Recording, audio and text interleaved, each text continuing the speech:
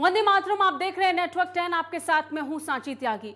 आज पूरा देश आज की तारीख को याद कर रहा है, क्योंकि आज की तारीख 26 नवंबर 1949 के दिन ही संविधान बनकर तैयार हुआ था। इसका प्रारूप, इसकी प्रति हम सबके सामने थी, जिसके बाद 26 जनवरी 1950 को इसको अपनाया गया।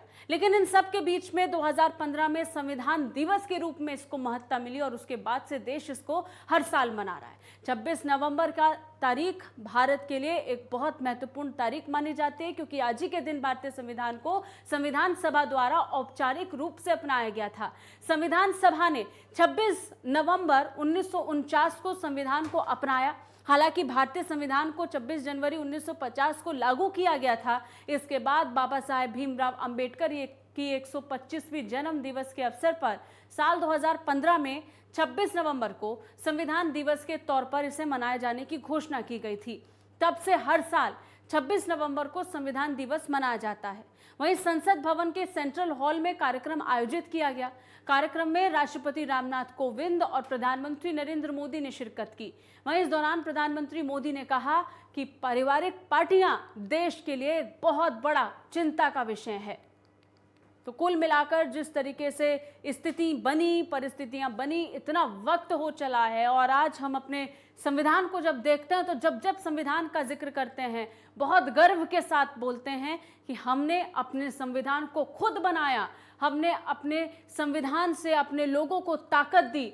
हमारे वो स्वतंत्रता सेनानी जिन्होंने भारत की आज़ादी के लिए खून बनाया और उन महाअनुभवों ने किस तरीके से महीनों काम करके 1 साल का वक्त लगाकर संविधान बना करके तैयार किया। 1947 में आज़ादी मिली और 1949 26 नवंबर के दिन ये बन करके तैयार हुआ। जो समय एक संविधान को बनाने के लिए भारत ने लगाया, जिसमें संविधान सभा की बहुत महत्वपूर्ण भूमिका थी, जिसके अध्यक्ष खुद बाबा भीमराव अंबेडकर थे, जिन्होंने अपनी महत्वपूर्ण भूमिका को अदा किया। और सबसे बड़ी बात ये कि जब हम बाबा साहब अंबेडकर का जिक्र करता है तो उनके उस भाषण को याद करते हैं, जिसमें उन्होंने कहा था कि देश का संविधान जरूर संविधान सभा ने बनाकर रख दिया, लेकिन संविधान अच्छा या बुरा उसके लोगों से ही तय होता है। भ्रष्टाचार, क्या हमारा संविधान भ्रष्टाचार को अनुमति देता है? कानून है, नियम है, सब है, लेकिन चिंता तब होती है कि जब न्यायपालिका ने स्वयं ने किसी को अगर भ्रष्टाचार के लिए घोषित कर दिया हो, भ्रष्टाचार के लिए सजा हो चुकी हो, लेकिन राजनीतिक स्वार्थ के कारण उसका भी महिमा मंडन चलता रहे। जब राजनीतिक लाभ के लिए सारी मर्यादाओं को तोड़कर, लोक लाज को तोड़ करके उनके साथ बैठना उठना शुरू हो जाता है, तो देश के नौजवान के मन में लगता है कि अगर इस प्रकार से राजनीति के क्षेत्र में नेतृत्व करने वाले लोग भ्रष्टाचार में डूबे हुए लोगों की प्राण प्रतिष्ठा कर रहे हैं, मतलब उनको भी वो रास्ता मिल जाता है कि भ्रष्टाचार के रास्ते पर चलना बुरा नहीं है। 2-4 साल के बाद लोग स्वीकार कर लेते हैं कि हमें ऐसी समाज व्यवस्था खड़ी करनी है। विविधताओं से भरा हुआ देश, अनेक भाषाएं, अनेक बोलियां, अनेक पंथ, अनेक राजे रजवाड़े, इन सब के बावजूद भी तो प्रधानमंत्री नरेंद्र मोदी ने इसके अलावा कई बातों का जिक्र किया, उस पर चर्चा करेंगे। लेकिन इसके साथ साथ हम इन 75 सालों को भी याद करेंगे और उसके अलावा इन 73 सालों को भी याद करेंगे जब संविधान सभा द्वारा एक संविधान बनाकर दिया गया। इस बीच हमारे साथ वरिष्ठ पत्रकार राहुल लाल जुड़ चुके हैं, उनसे इस पूरे समय के बारे में चर्चा करेंगे। बहुत बहुत शुक्रिया राहुल जी आपका हमारे साथ जुड़ने के लिए। अगर पिछले 73-72 सालों को देखते हैं, उस दिन से जब से हमें हमारा संविधान मिला, कैसे देख रहे हैं इस जर्नी को? सबसे पहले इस पर प्रतिक्रिया दीजिए। देखिए, सबसे पहले तो मैं बताऊंगा दर्शकों को कि भारतीय संविधान हम लोग दुनिया के वैसे सब विश्व संस्कृत देशों में है जहां पे कि सबसे उत्कृष्ट भारतीय संविधान दुनिया का सबसे लंबा, विस्तृत और तमाम तरह के दस्तावेजों को समेटे हुए संविधान है। और यह संविधान देश के निर्वाचित एक तरह से जो जनप्रतिनिधि थे उन्हीं लोगों ने बनाया था। यानी हमारे संविधान का निर्माण संविधान सभा के द्वारा किया गया था। और 6 दिसंबर 1946 को हमारे संविधान सभा का गठन हुआ और आज ही के दिन यानी 26 नवंबर 1949 को यह संविधान पूरी तरह से लिख के इसे संविधान सभा के द्वारा स्वीकृत कर ली गई। तो इसके कई महत्वपूर्ण प्रावधान हम लोग जानते हैं कि संविधान जो है कि वो जो क्रियान्वित होती है वो 26 जनवरी 1950 से संपूर्ण संविधान क्रियान्वित होता है। लेकिन इसके कई महत्वपूर्ण संविधान के प्रावधान, कुछ प्रावधान जो है वो 26 नवंबर 1949 के दिन से भी कुछ एक्टिव हो गए थे। तो यह स्थितियां रही है। लेकिन अगर पूरे कालक्रम की यात्रा को देखें वहां से, तो मोटे तौर पे अगर इसमें हम लोग 1975 के आपातकाल को अगर हटा दें, क्योंकि देखिए जो 1975 से सांची 77 के बीच का जो आपातकाल की स्थिति रही वो एक तरह से सीधे सीधे इस संविधान के ऊपर बहुत बड़ा सा एक काला सा धब्बा था। तो अगर उस अपवाद की स्थिति को छोड़ दें तो फिर सीधे सीधे हमारी संविधान की स्थितियां जो उसके मूल थे उसी के अनुसार हम लोग चल रहे थे। अगर हम लोग अपने पड़ोसी देश में देखें तो इस बीच में वहां पे 6 जो है कि वो संविधान परिवर्तित हो चुके हैं पाकिस्तान में। उसी समय में जो है कि और अगल बगल के देशों में काफी उथल पुथल की स्थिति रही। लेकिन ये जो संविधान था, इसी संविधान ने पूरे देश को एकजुट करके रखा और डंके के चोट पर सबों को जोड़ के रखा। स्थितियां देखिए कि आज के समय में अगर हम लोग देखें कि कोई किताब पढ़ते हैं, हम लोग कहते हैं सांची जी की देखिए वो किताब जो कि 5 साल पुरानी थी वो अब प्रासंगिक नहीं है। लेकिन 1949 में जिस संविधान को लिखा गया था वो आज जब हम लोग बात कर रहे हैं 26 नवंबर एक तरह से 2021 को, तो आज भी हमारा संविधान उतना ही प्रासंगिक है। हमारे संविधान की सबसे अच्छी बात यह है कि ये भावनात्मक आधार के साथ साथ हकीकत को भी दर्शाता है। जो असल हकीकत है, जो असल परेशानी उस वक्त थी या फिर आने वाले 100 सालों में भी रहेंगी, तब तक भी ये संविधान इसी तरीके से मजबूती के साथ खड़ा रहेगा, जिंदा रहेगा, जिसमें कोई दौराय नहीं है। राहुल लाल जी, इसके अलावा हम अपने संविधान का जब जिक्र करते हैं तो कुछ बातों का जिक्र होता है, संविधान सभा का जिक्र होता है जिसके आपने अभी जिक्र किया। जिन लोगों को खुद भारत के लोगों ने चुन करके संविधान सभा के लिए भेजा, उन्होंने ही मिल करके इसको तैयार किया। लेकिन इसके अलावा हम याद करते हैं उस भाषण को भी, बाबा साहेब अम्बेडकर ने कहा था कि संविधान अच्छा या बुरा तब साबित होता है जब देश के लोग अच्छे या बुरे होते हैं। अगर समाज अच्छा होगा तो संविधान खुद ब खुद अच्छा साबित होगा, और अगर समाज के लोग बुरे होंगे और उनके अंदर बुराई पनपेगी तो संविधान भी बुरा लगेगा। यानी हम पर निर्भर करता है, समाज पर निर्भर करता है, भारतवासियों पर निर्भर करता है कि हम अपने संविधान को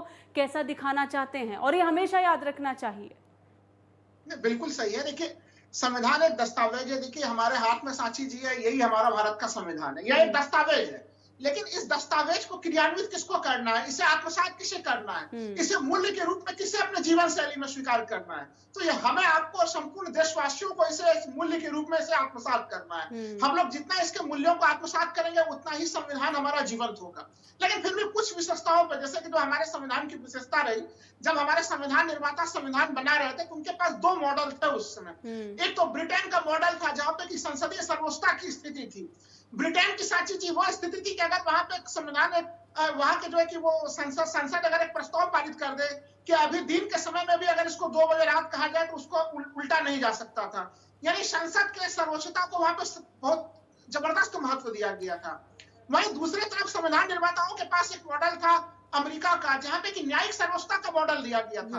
अमेरिका के मामले में यह माना जाता था कि प्रत्येक शुक्रवार को वहां पे, जब फ्राइडे को वहां पे सुप्रीम कोर्ट बैठती है तो संविधान की नई व्याख्या कर देती है और पूरा संविधान बदल जाता है।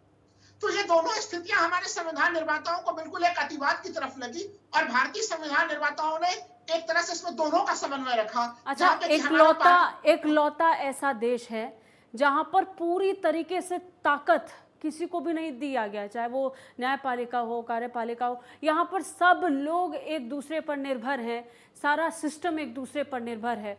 और सबसे बड़ी बात है कि जब हम 3 स्तंभों का जिक्र करते हैं तो ये भी एक दूसरे के लिए काट बनकर के उभरते हैं, तो एक दूसरे का बहुत बड़ा समर्थन, एक बैकबोन बनकर के भी उभरते हैं। ये सबसे अनूठी बात है। नहीं, बिल्कुल बिल्कुल जो आप कह रहे हैं सांची जी, बस इसी चीज को मैं कह रहा था कि एक तरह से चाहे कार्यपालिका, विधायिका, न्यायपालिका, सबके ऊपर चेक एंड बैलेंस की स्थितियां, कि कोई भी निरंकुश ना हो, तो एक दूसरे को हर कोई जो है कि काउंटर कर सके। देखिए हमारे यहाँ पे क्या स्थितियां हैं, जो हमारे कार्यपालिका का निर्माण कहाँ से हो रहा है, विधायिका से ही हो रहा है, यानी संसद में जो बहुमत दल, जिसके पास बहुमत होगा, जो बहुमत दल का नेता होता है वही प्रधानमंत्री होते हैं। यही स्थितियां हमारे राज्य में है। अच्छा, सबसे बड़ी बात यह कि संविधान निर्माताओं ने आज के भारत की परिकल्पना उस समय की थी, एक आधुनिक भारत, एक सशक्त भारत, मजबूत भारत और एक अपने आप में बड़ी शक्ति पूरे विश्व में बनकर के ऊपरे, इतनी ताकत उस भारत के पास हो, ऐसा भारत बनाना है और वो ताकत संविधान से मिलती है। निरंजन पोद्दार जी इस बीच हमारे साथ वरिष्ठ पत्रकार जुड़ गए हैं, उनका भी रुख करेंगे। निरंजन जी, बहुत बहुत शुक्रिया आपका हमारे साथ जुड़ने के लिए। संविधान दिवस है आज के दिन प्रधानमंत्री नरेंद्र मोदी ने, महामहिम राष्ट्रपति ने बहुत सी बातों का जिक्र किया और इसके साथ ही उन्होंने ये भी कहा कि संविधान सर्वोपरि है और संविधान जब सर्वोपरि होता है तो अपनी महत्वाकांक्षा को छोड़कर सिर्फ देश की उन्नति और प्रगति के बारे में सोचना चाहिए। इसको कैसे देख रहे हैं आज के भाषण को? जी सांची, निश्चित रूप से मैं आपके और आपके चैनल के माध्यम से सभी देशवासियों को आज संविधान दिवस की बहुत बहुत शुभकामनाएं और बहुत बहुत मंगल कामनाएं देता हूं। जी। जो आपने सवाल किया सांची, देखिए निश्चित रूप से मैं आपको बता रहा हूं कि ये हमारा एक बहुत बड़ा सौभाग्य है कि हमारी ये वाली जो पीढ़ी है, जो हम लोग स्वतंत्र भारत के अंदर और एक गणतंत्र भारत के अंदर हम लोग आज निवास करते हैं और हमारा जो भारत का जो संविधान है और जिस तरीके से इसकी रचना की गई है और जिस तरीके से इसके अंदर जिसको 4 पिलर के ऊपर स्थापित किया गया, अभी मेरे पूर्व वक्ता भी बता रहे थे कि आज यहाँ पे न्यायपालिका, कार्यपालिका, मीडिया और एक मतलब ये सारे चारों पिलर मिलकर के जिस स्ट्रक्चर के ऊपर ये देश खड़ा हुआ है, ये निश्चित रूप से एक अनोखा और विहंगम देश है कि जहां पे इतने सारे धर्म, इतने सारे मजहब, इतने सारी जातियां और कश्मीर से कन्याकुमारी तक अलग अलग क्षेत्रों के अलग अलग परंपराएं, अलग अलग संस्कार और उनके बावजूद एक भारतीयता, कितना सुंदर ये देश है। अच्छा, सबसे बड़ी बात ये निरंजन जी, आमतौर पर संविधान के बारे में जब कोई भी अनजान व्यक्ति, हमारे देश से बाहर का व्यक्ति सुनेगा, समझेगा, तो आमतौर पर वो हैरान रह जाते हैं कि इतनी सारी भाषा, इतने सारे धर्म, यहाँ पर ट्राइब भी हैं जिनको उनके हिसाब से रहने की आज़ादी है। यहाँ पर आज़ादी के समय रियासत थी जिनको अपने हिसाब से जीने की और रहने की आज़ादी थी। उन सबको जोड़कर, रियासतों को एक साथ लाकर, फिर उसके अलावा चाहे वो ट्राइबल एरिया में कुछ छोटी छोटी ट्राइब्स ही क्यों ना हो, उनको उनकी आज़ादी देना, हर एक चीज़ का ध्यान रखना, ये बहुत कठिन कार्य था, इतना आसान नहीं था जो हो पाया है। निश्चित रूप से सांची, ये जैसे आप बता रहे थे, मैं इसके अंदर एक बात और जोड़ना चाहता हूं आप ही की बात के अंदर कि हमारे देश के अंदर एक कहावत कही जाती है कि हर 40 कोस के ऊपर भाषा बदल जाती है, पानी बदल जाता है और वहां की परंपराएं बदल जाती हैं। उसके बावजूद भी आज हम लोग कश्मीर से लेकर के कन्याकुमारी तक, ईस्ट, वेस्ट, साउथ, नॉर्थ, सारे एक मोती की माला की तरह हम लोग पिरोए हुए हैं। और जिस तरीके से हमारा फेडरल स्ट्रक्चर है कि केंद्र की एक सरकार, उसके बाद में राज्यों की अलग अलग सरकार, उसके बाद में जिस तरीके से राज्यों के अंदर जिला स्तर, तहसील स्तर, मंडल स्तर, ब्लॉक स्तर, और जिस तरीके से ये हमारी जो कार्यपालिका है और जिस तरीके से हमारी जो कार्यकारी मशीनरी है, ये जिस तरीके से रचना की गई है, ये एक निश्चित रूप से इसको हम एक बहुत बड़ा उपलब्धि कहेंगे। और जो हमारे संविधान निर्माता थे बाबा साहब अंबेडकर, तथा उस समय जो संविधान सभा थी और जिन लोगों ने इस चीज का निर्माण किया, वो निश्चित रूप से साधुवाद के पात्र हैं, निश्चित रूप से अभिनंदन के पात्र हैं। और उसके बाद में आपने देखा होगा कि जब हमारा सन 1947 से लेकर के सन 1950 तक दुनिया के लगभग 70 से 80 देश आजाद हुए थे और वहां पे आज कितने देशों के अंदर गणतंत्र बचा हुआ है। एक चीज और आपके संज्ञान में लाना चाहता हूं कि हमारा पड़ोसी देश पाकिस्तान है, कि आज के दिन मैं पाकिस्तान के विषय में बात नहीं करना चाहता था, लेकिन अब जरूरी हो गया उसके बारे में बात करना कि पाकिस्तान के अंदर आपने एक चीज देखी होगी कि वहां पे भी उन्होंने अपनाया तो लोकतंत्र था, लेकिन उस लोकतंत्र में और हमारे जो हिंदुस्तान वहां तो सरकारों के साथ संविधान बदल जाता है सर, वहां तो स्थिति ये संविधान है। भी बदल जाता है। साथ में एक चीज और देखिए सांची, आप ये देखिए पाकिस्तान के अंदर आज कितने पूर्व प्रधानमंत्री पाकिस्तान के अंदर हैं, कितने पूर्व राष्ट्रपति पाकिस्तान के अंदर हैं, कि आज से पहले इमरान खान जो अभी वर्तमान प्रधानमंत्री वहां के हैं, इससे पहले के जितने प्रधानमंत्री हैं एक भी या तो भग गए हैं या मार दिए गए हैं। और इससे पहले के जितने राष्ट्रपति हुए हैं, जो राष्ट्रपति जिन्होंने राष्ट्रपति शासन लगाया था, जो वहां की जो सेना के प्रमुख हुआ करते थे, वो भी या तो वहां से निर्वासित हो गए। लेकिन इन सब के बीच में ठीक है, वो पाकिस्तान की तो सर तुलना करनी नहीं चाहिए, जैसा कि आपने भी कहा आज की तारीख में। लेकिन राहुल जी, इसके अलावा चुनौतियां बहुत सारी हैं आगे, जैसा कि प्रधानमंत्री ने भी कहा कि जरूरी है कि हम सतत विकास की तरफ बढ़ते रहें और अपने देश को प्राथमिकता देते हुए आगे बढ़ें। उनके लिए क्या मैसेज है जो हमारे संविधान पर आंख उठाकर देखते हैं?